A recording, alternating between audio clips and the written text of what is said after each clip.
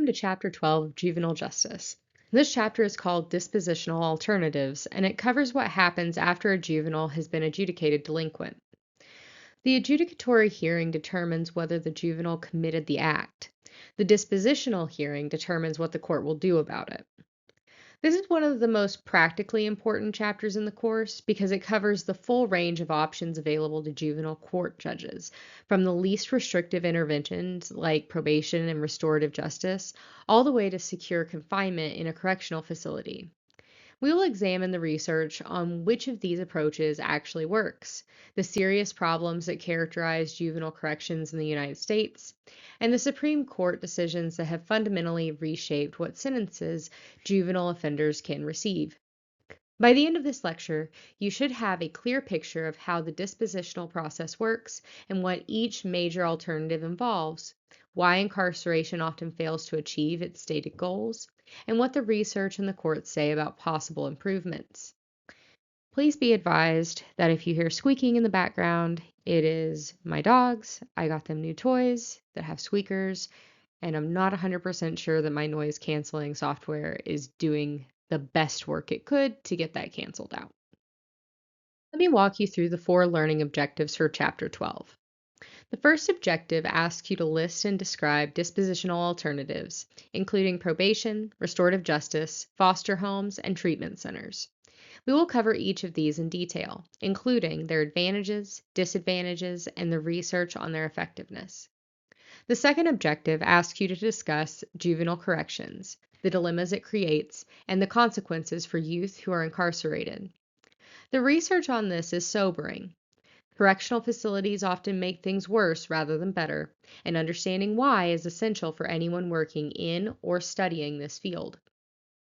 The third objective asks you to identify arguments for and against capital punishment for juveniles. We will trace the Supreme Court decisions from Eddings in 1982 through Montgomery in 2016 that have progressively restricted the most severe sentences available for juvenile offenders. The fourth objective asks you to address possible solutions to the effects of incarceration. This is the most forward-looking part of the chapter, and it draws on what the research tells us about what actually works in rehabilitating incarcerated youth. Let's begin with the dispositional process itself and the range of alternatives available to juvenile court judges. After a juvenile has been adjudicated, the judge must determine an appropriate disposition. Many states use a bifurcated hearing process. The adjudicatory and dispositional hearings are held at different times because different evidentiary rules apply. At the adjudicatory hearing, only evidence bearing on the allegations in the petition is admitted. At the dispositional hearing, the totality of the juvenile circumstances can be heard. Family background, education, legal history, peer associations, neighborhood, and more. The judge relies on a social background investigation report, also called a social summary or predisposition report, to inform this decision. The available dispositions exist on a continuum, from least to most restrictive. At the least restrictive end is the consent decree, essentially a second chance agreement between the juvenile and the district attorney. If the youth completes a list of conditions within a specified period of time, the case can be dismissed. It is a deferred adjudication mechanism that keeps the youth out of the formal system. Probation is the next step, and by far the most commonly used disposition. The juvenile remains in the community under court supervision. We will cover this in detail on the next slide. Restorative justice programs can be used as a supplement to probation or as a standalone disposition, focused on repairing harmed victims and the community. Foster home placement and treatment centers remove the juvenile from their family environment when that environment is the source of the problem or cannot provide adequate care. And at the most restrictive end is commitment to a secure correctional facility, which is reserved as a last resort for cases where all other alternatives have been exhausted, or the offense is so serious that public protection requires it. The overarching principle is to use the least restrictive alternative that adequately protects society and serves the best interests of the juvenile. Incarceration should not be the default response. Probation is clearly the most frequent disposition in juvenile justice, accounting for more than 90% of all dispositions in some jurisdictions. And this makes sense given the therapeutic philosophy of the juvenile court. The goal is rehabilitation, not punishment, and probation allows the youth to remain in the community where they must ultimately prove themselves anyway.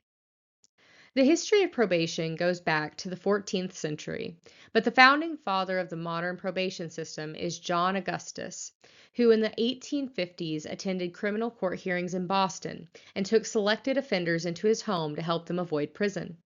By 1925, all states had adopted probation legislation. When a judge grants probation, the juvenile is released into the community with the understanding that their continued freedom depends on compliance with court-ordered terms. These typically include obeying all laws, attending school regularly, avoiding criminal associations, remaining within the jurisdiction, and reporting regularly to the probation officer. The court can also impose specific conditions like curfews, drug testing, counseling, community service, and participation in restorative justice programs. Courts have broad discretion here, but conditions must be reasonable and relevant to the offense. There are three types of probation violations. Technical violations are flagrant disregard for the conditions without new delinquency, things like deliberately associating with criminal peers. These are usually worked out between the probationer and the officer unless they show a complete disregard for probation. A new arrest is more serious and usually leads to revocation proceedings. Absconding, fleeing the jurisdiction, is treated similarly to a technical violation, but is often considered separately. When violations occur and revocation is pursued, due process applies. Following Moresi v. Brewer and Gagnon v. Scarpelli, probationers are entitled to a preliminary hearing, notice of the alleged violation, the opportunity to present evidence, and in some cases, the right to counsel. The standard of proof for a violation is preponderance of the evidence, not beyond a reasonable doubt. To enhance the effectiveness of probation supervision, courts have developed three main strategies. Electronic monitoring uses ankle or wrist bracelets to track the probationer's location, sometimes combined with house arrest. Intensive supervision probation is reserved for youth on their last chance before incarceration. Officers have small caseloads, make frequent contacts, work non-standard hours, and keep detailed records. And day reporting centers require youth to report daily for structured programming, including education, drug and alcohol treatment, anger management, and life skills. Research on DRCs shows mixed results. Some studies show significantly fewer rearrests, while a meta-analysis found no significant difference from traditional supervision. Readers should critically evaluate these outcomes. Restorative justice is one of the most important developments in juvenile justice philosophy of the past 50 years, and it has increasingly been adopted as a supplement to probation services or as a standalone dispositional option. The roots of restorative justice trace to 1974 in Ontario, Canada, where the Mennonite Central Committee, through the work of a probation officer, created the first victim offender reconciliation program. The core idea was simple but powerful. Instead of the state collecting a fine, the offender would pay restitution directly to the victim. This transformed the process from an impersonal bureaucratic transaction into a human one. The offender had to confront the real person they had harmed. The first U.S. program launched in Elkhart, Indiana, in the late 1970s, and the movement has grown steadily since. Regardless of the specific program or name used, restorative justice rests on three core pillars. The first is accountability. Offenders must take personal responsibility for their actions, not just pay a fine to the state, but genuinely face those they have harmed and take active steps to repair that harm. The phrase used in the literature is making things right or repairing the harm. This is fundamentally different from the punitive model, where accountability is understood as suffering a punishment imposed by the state. The second pillar is competency. Restorative justice recognizes that the absence of bad behavior is not the same as being a productive citizen. Competency programs develop measurable gains in educational, vocational, social, and civic abilities. Victim offender mediation programs, victim impact panels run by organizations like MAD, and community service programs all aim to build empathy and pro social skills in offenders. The idea is not just to stop the harmful behavior, but to build the capacity for a constructive life. The third pillar is public safety, and this is where restorative justice most fundamentally departs from the traditional justice model. Crime control is not solely the responsibility of the criminal justice system. It is the community's responsibility as well. Sentencing circles, reparative boards, and citizen councils engage the community directly in the response to crime. Research on restorative justice shows mixed results on recidivism. Several studies find lower reoffending among youth who participate in restorative programs, particularly when youth feel the reparation plan was agreed upon rather than imposed. However, methodological issues make comparisons across studies difficult, and it is hard to define which programs genuinely qualify as restorative justice. The evidence is promising, but not conclusive. When the family environment cannot provide appropriate supervision and support, either because it is the source of the problem or simply incapable of providing care, the court may remove the juvenile to a foster home or a treatment center. Foster homes are typically reserved for children who are victims of abuse or neglect, rather than for delinquents who are generally better suited to the structured programming of treatment centers. Ideally, foster homes are carefully selected through state inspection and provide a stable, supportive environment. Foster parents can offer the constant supervision and positive role modeling that a probation officer with a large caseload simply cannot. But the foster care system faces serious challenges.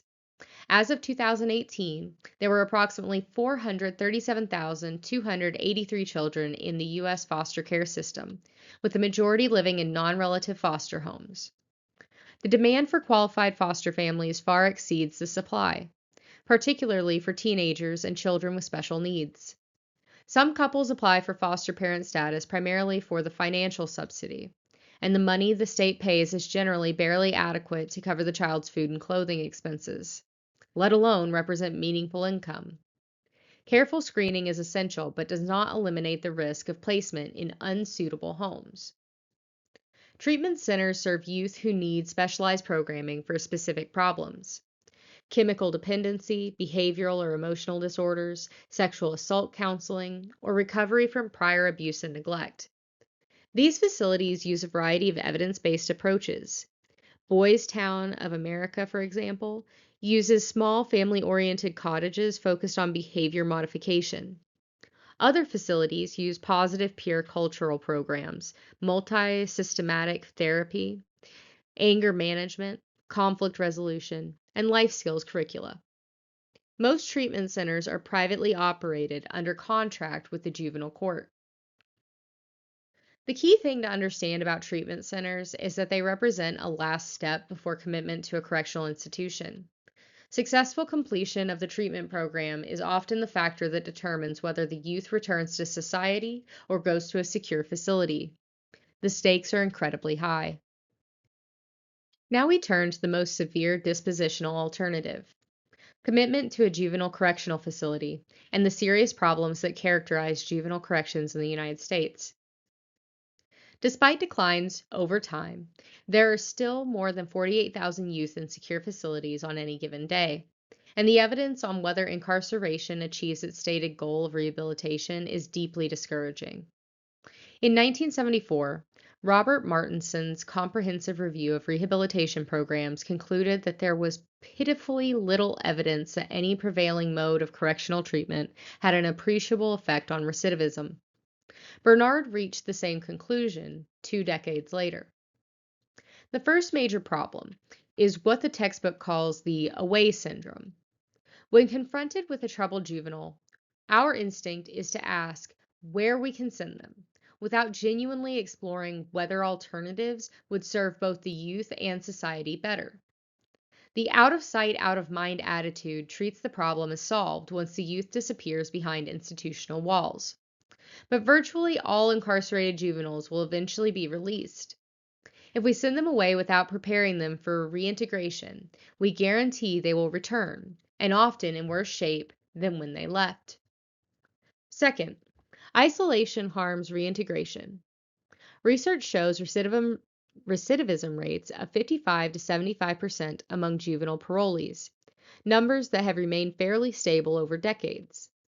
The transition from a controlled correctional environment to the relative freedom of society is extremely difficult, particularly for youth who have been labeled and institutionalized and who have learned the skills needed to survive inside, but not the skills needed to succeed outside. Third, the delinquent subculture. Most juvenile correctional facilities are characterized by a culture of dominance of the strong over the weak, exploitation of the less experienced by the more knowledgeable, and a value system that directly contradicts pro-social norms. Status is determined by position in the delinquent hierarchy. This subculture actively works against the rehabilitation efforts of correctional staff. Youth who are physically assaulted or threatened at night are unlikely to be focused on their vocational training the next morning. Fourth, the use of solitary confinement and restraints is deeply troubling. Research shows that 35% of youth report being locked alone during their confinement, with 55% isolated for more than 24 hours. More than half of those isolated for longer than 2 hours received no counselor contact afterward. Nearly 28% reported being physically restrained. These practices are inconsistent with any genuine rehabilitation. Fifth, mixing offenders by vacancy rather than treatment need. 63% of youth live in units where the majority of residents have committed person offenses. Nearly 1 in 5 status offenders is placed in units with youth who have committed homicide. This creates both safety risks and the criminogenic effect of learning criminal attitudes and behaviors from more experienced offenders. Sixth, staff conflict and poor relationships. 43% of youth report poor relationships with staff. The ongoing tension between custodial staff and treatment staff, each viewing the other with suspicion, creates an environment where the needs of incarcerated youth get lost in the friction between staff factions. This chapter also addresses one of the most contested questions in juvenile justice. When, if ever, can the most severe adult sentences be imposed on juvenile offenders?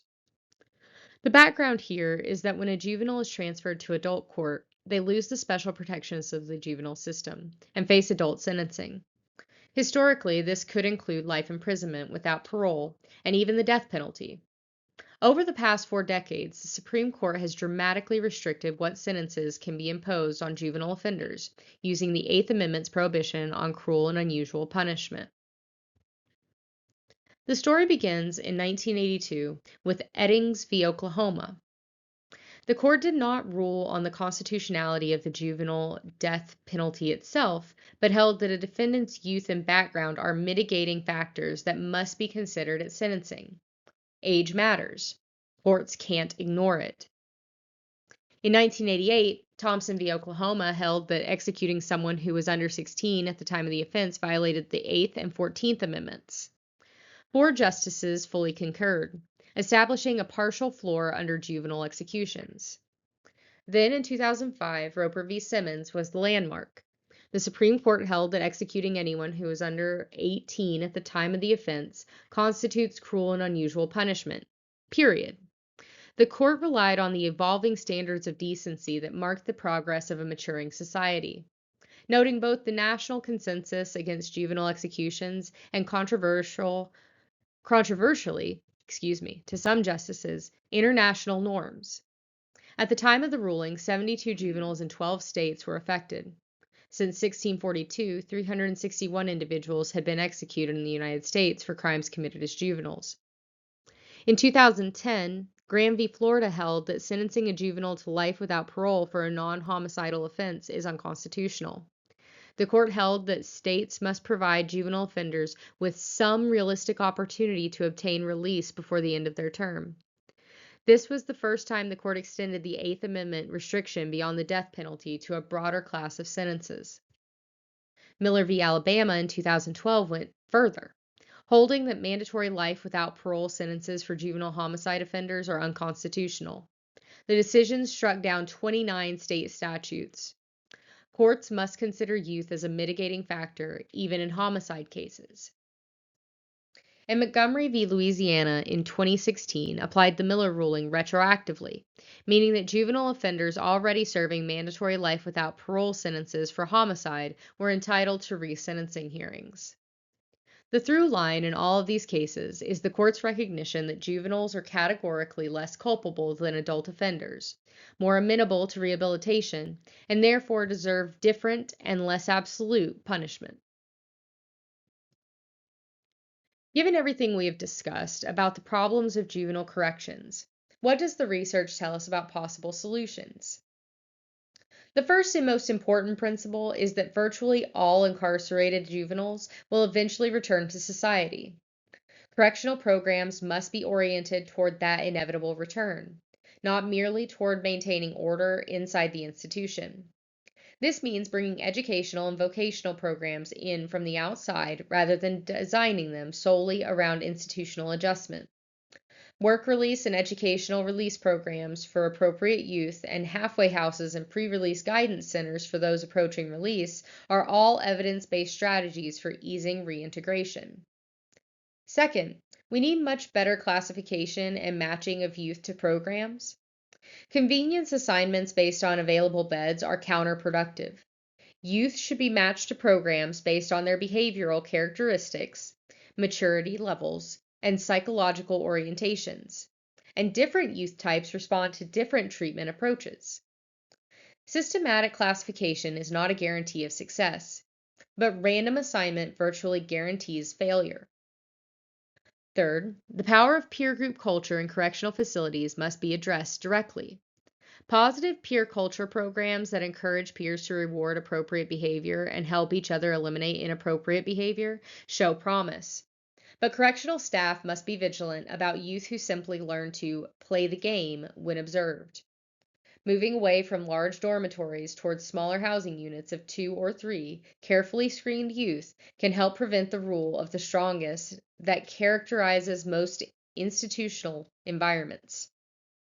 Fourth, the counterproductive division between custodial and rehabilitation staff must be eliminated. All staff in juvenile correction facilities should be employed on the basis of their sincere commitment to preparing youth for eventual release. Every staff member should be concerned with both custody and rehabilitation. These goals are not opposites. Training and education should be available to all staff to keep them current on techniques and research. Fifth, group-based treatment modalities, reality therapy, guided group interaction, self-government programs, and role-playing address the specific deficits that characterize many juvenile offenders. Poor communication skills, inability to understand others' perspectives, and failure to take responsibility for their own actions. Finally, boot camps and shock incarceration programs have received attention but not strong research support. They may be appropriate for some youth, but youth with serious psychiatric issues, suicidal ideation, or severe depression are not appropriate candidates. Most research suggests that the discipline and physical training of boot camps do not produce lasting behavioral change among serious delinquents. Let me bring Chapter 12 together with the 6 key takeaways. First, dispositional alternatives exist on a continuum from least to most restrictive. The court's obligation is to use the least restrictive alternative that adequately protects society and serves the best interests of the juvenile. Consent decrees, probation, restorative justice, foster care, and treatment centers should all be exhausted before resort to incarceration. Second, probation is the dominant disposition in juvenile justice, accounting for more than 90% of dispositions in some jurisdictions, and for good reason. When carefully selected, youth are adequately supervised. Probation allows rehabilitation to occur in the community, where the youth must ultimately succeed. Supervision tools like electronic monitoring, intensive supervision, and day reporting centers extend the reach of probation for higher risk youth. Third, restorative justice represents a fundamentally different philosophy of justice, one centered on repairing harm to individuals and communities rather than punishing harm to the state. Its three pillars of accountability, competency, and public safety engage victims, offenders, and communities as active participants in the response to crime. The research is promising but not yet definitive. Fourth, juvenile corrections presents serious and well documented dilemmas. The away syndrome, the delinquent subculture, solitary confinement, poor staff relationships, and recidivism rates of 55 to 75% among juvenile parolees all demonstrate that incarceration frequently produces worse outcomes than the alternatives. These are not minor operational challenges. They are systemic problems that require systemic solutions. Fifth, the Supreme Court has dramatically restricted the most severe sentences available for juvenile offenders. No death penalty, no life without parole for non homicide offenses, no mandatory life without parole even for homicide offenses. These rulings reflect the court's recognition that juveniles are categorically less culpable and more amenable to rehabilitation than adult offenders. Sixth, solutions to the effects of incarceration require community orientation, proper classification, positive peer culture programming, unified staff approaches, and a relentless focus on preparing youth for reintegration rather than merely adapting them to institutional life. That concludes Chapter 12. Thank you for watching, and I'll see you in the next lecture.